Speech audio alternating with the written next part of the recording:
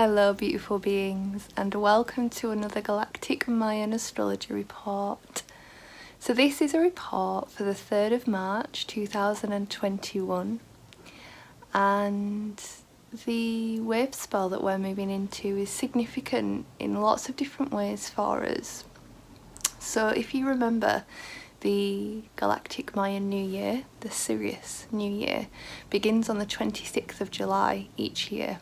Now in 2019 we started a whole new 13-year cycle as a collective being, on the planet. And this 13-year process is really about us alchemizing into our wizard, cosmic, shamanic selves. And last year in July 2020 we moved into the 2nd year of this process, which is the energy of blue lunar storm. So we've been journeying since July within a grander cycle of blue storm, and this energy is really about us finding our centre and transmuting. And the wave spell that we're moving into is blue storm, so it's like a micro version of the grander 2nd year of the 13-year process. It's a grander echo of the year process that we are currently in. So the blue storm is obviously blue, and as I say, that's about transformation and transmutation. And this energy really takes us into our centre, and it supports us to witness what happens, and when we are in trauma response, essentially. And the reality is that, the majority of people on the planet are very traumatized. We've not had experiences that we've been able to process, and we've not had, as a general rule, we've not been in environments that have supported us to process the implications of chaos. And the reality is that life is chaos. There's a part of us that wants to think that we're in control with things, and we're just not, but there's a way in which we can choose to align with a flow and choose to align with a surrender. And that surrender essentially is to feel our feelings. I know one of the big things that's been coming through my channel a lot the past couple of years is this thing around making choices. And I think the thing with the making choices is to make the choice to feel, to be able to just surrender into it, as opposed to going into, the dissociation or the criticism or whatever it is that we go into when we don't want to feel what's really going on underneath. And this is really what the storm's about. This is what the emotional storm is about. It's like, okay, so when everything, if you look at what's happened on the world stage, especially within, Western cultures that haven't aligned themselves with, a life that has space for chaos, everything's been thrown into chaos. And a lot of the coping mechanisms that were once in place to support people to numb from what the body's communicating, what the hamster wheel that they find themselves on, and all of these different things, which essentially, again, underneath, it's like the dissociation of the feeling, have kind of been, not as accessible as they have been in the past. So this blue storm process is like, okay, so when all of that chaos actually gets in, when we are not able to hold it out anymore, what do we do? And how do we find the centre of the storm, the eye of the storm? And, if you think of a tornado, it's not something that we experience here in the UK, but from what I've seen on films, the centre of the tornado is still. And I don't know, I'm currently traversing my own storms at the moment with my family, and I'm witnessing, we've had a lot of trauma, as families do, And at the moment things are kind of all being revisited through different situations that are kind of going on at the moment. But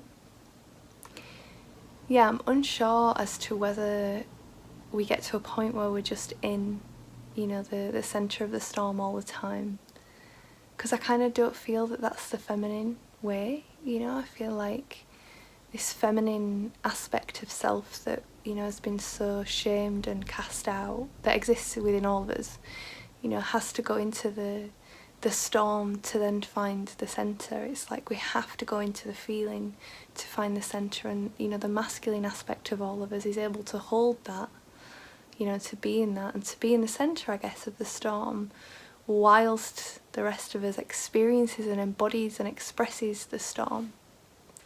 But I don't know, you know, I'm only where I'm at, and that's the truth. So, but the thing with the blue storm is that it really supports us to find our way back to our centre, and because the process of going through the storm gives us our power. You know, it's like when we become the storm, we become the power of the storm. You know, if you think of how like intensely ecstatic really the energy of a storm is, you know, and the power, you know, within these flash explosions of an electric lightning and these like huge deep rumbles of sound, you know, when we allow ourselves to become that, we are that, you know, as opposed to the fear of the storm. And the thing that always comes to me with Blue Storm is the Wizard of Oz and the archetypal story of the Wizard of Oz, and, you know, how Dorothy, the main character, was taken to Oz, the Wizard of Oz, you know, again with our 13-year process, basically to discover that the wizard, you know, this master person, wasn't actually who he said that he was, and that she was the magical master all the time, and she had it all within herself. And I think this is the thing. It's like sometimes the storm can take us into such unfamiliar territory that we feel very threatened and very unsafe. And how do we cope with that? What do we do? How do we give ourselves the space to feel? And then how do we pick ourselves up from that space of dissolved feeling? You know, we need both to be able to really open, but also to be able to catch ourselves there. You know, I've had times where in my process of unravelling with feeling, because I just didn't experience it for so long. Obviously I did at a deeper level, but I was so unable to embody the depth of it that I had to stay in the shallows, and that meant kind of cutting off from a lot. But then once I began to unravel, there were times where I got so lost in the feeling that I felt like I went into the void and found it very difficult to come out of that space, you know. So again, for me, a big thing at the moment is this like masculine and feminine aspects of who we are. So within this storm process, it's really about the discovery and cultivation of our power through the surrendering to the chaos, through the surrendering to everything's gone not the way that I wanted, and then feeling what that feels like, you know, as opposed to the reframing everything all the time of like, oh, it's okay, it was meant to happen and I'm okay with it. It's like, no, actually that really sucked and that really hurt, and for a bit I need to just let myself feel for as long as I need to feel that really hurts, or that's really difficult. And it might be, you know, if you're a parent or if you've got other responsibilities, you know, there may be times where you have to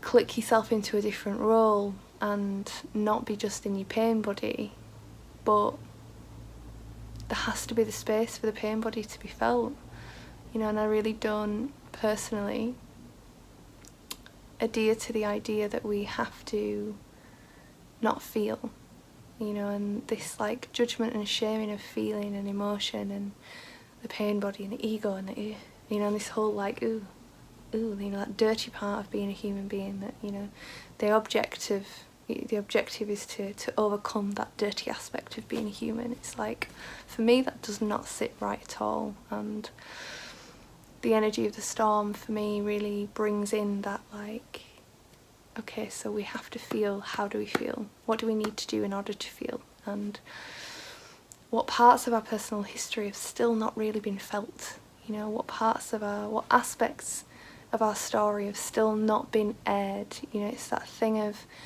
once the wound is found in a way, you know, once that part of us is perceived by us, you know, once that emotion is allowed to be witnessed by ourselves, you know, how do we then allow that to air?